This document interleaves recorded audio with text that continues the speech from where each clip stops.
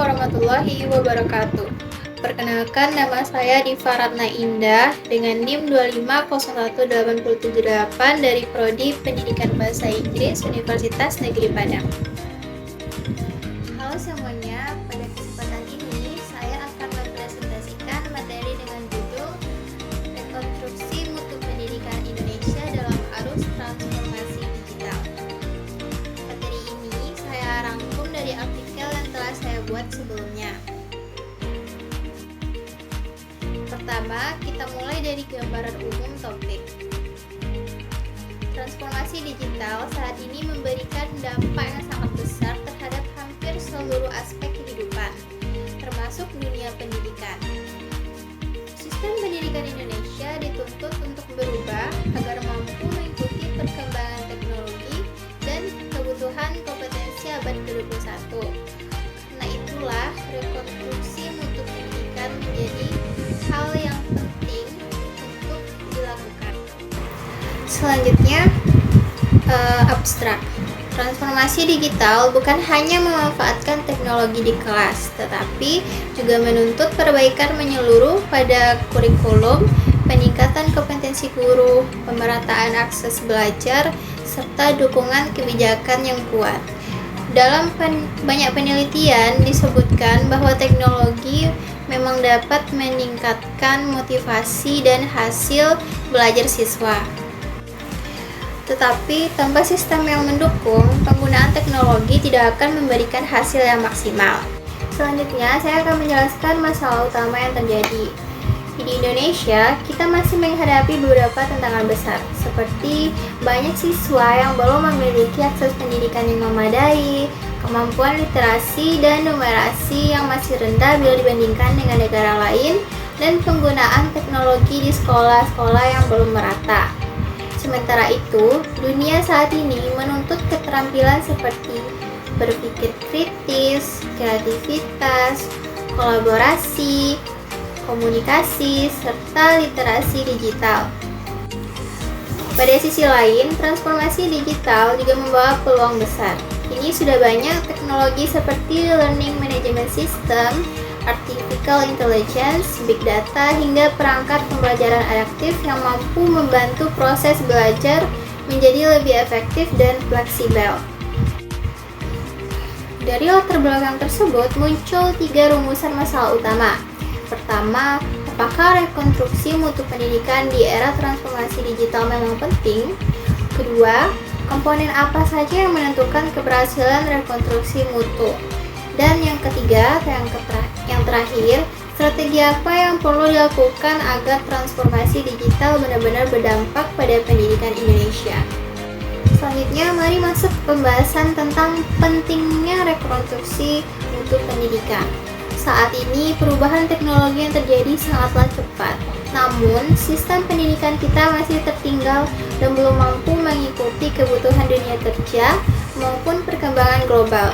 Hal ini terlihat dari hasil PISA yang menunjukkan kemampuan siswa Indonesia masih berada di bawah rata-rata negara OECD. Oleh karena itu, reformasi pendidikan harus dilakukan secara menyeluruh, tidak hanya menambah teknologi, tetapi juga memperbarui kurikulum, metode pembelajaran, dan kualitas guru. Selanjutnya adalah komponen keberhasilan rekonstruksi pendidikan. Komponen pertama adalah infrastruktur dan akses teknologi.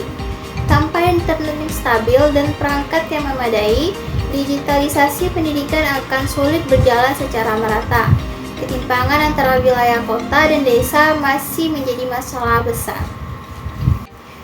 Komponen yang kedua adalah kompetensi guru. Banyak guru yang belum memiliki literasi digital yang cukup. Padahal, guru adalah ujung tombak transformasi digital di sekolah. Komponen yang ketiga adalah kurikulum yang adaptif. Kurikulum harus memungkinkan siswa belajar secara kreatif dan tetap relevan dengan perkembangan zaman. Kemudian, ada kebijakan pendidikan yang visioner. Pemerintah harus memberikan arah dan dukungan agar transformasi digital bisa berjalan konsisten. Selain itu, kesiapan peserta didik juga menentukan keberhasilan. Siswa harus mampu menggunakan teknologi secara produktif, bukan hanya konsumtif. Dan yang terakhir, dibutuhkan model pembelajaran digital yang efektif seperti blended learning, adaptive learning, dan all-assisted learning yang dapat mempersonalisasi pengalaman belajar siswa. Selanjutnya, kita beralih ke strategi komprehensif. Strategi pertama adalah meningkatkan kapasitas guru melalui kepelatihan yang terstruktur, keberlanjutan, dan sesuai dengan kebutuhan zaman. Strategi yang kedua adalah mengembangkan kurikulum berbasis teknologi, misalnya proyek digital, literasi data, coding dasar, dan pembelajaran berbantuan AI. Yang ketiga adalah memperkuat pemerataan infrastruktur digital. Dan strategi yang keempat adalah menerapkan blended learning dan adaptive learning agar pembelajaran lebih fleksibel dan sesuai dengan kemampuan masing-masing siswa. Strategi yang kelima yaitu evaluasi berbasis data sehingga perkembangan belajar bisa diketahui secara real time. Dan yang terakhir adalah memperkuat kolaborasi multipihak antara pemerintah, sekolah, universitas, industri, dan masyarakat. Baiklah, sekarang kita sudah masuk ke bagian penutup. Transformasi digital memiliki peran yang besar dalam meningkatkan mutu pendidikan Indonesia. Tetapi, teknologi saja tidak cukup. Rekonstruksi pendidikan harus dilakukan dari seluruh aspek kompetensi guru, kurikulum, pembelajaran, infrastruktur, hingga kebijakan nasional. Dengan strategi yang komprehensif dan kerjasama banyak pihak, Indonesia memiliki peluang yang besar untuk membangun sistem pendidikan yang modern, relevan, dan mampu menyiapkan generasi muda menghadapi tantangan abad ke-21. Sekian presentasi dari saya. Jika ada salah kata, saya mohon maaf. Saya akhiri dengan Assalamualaikum warahmatullahi wabarakatuh.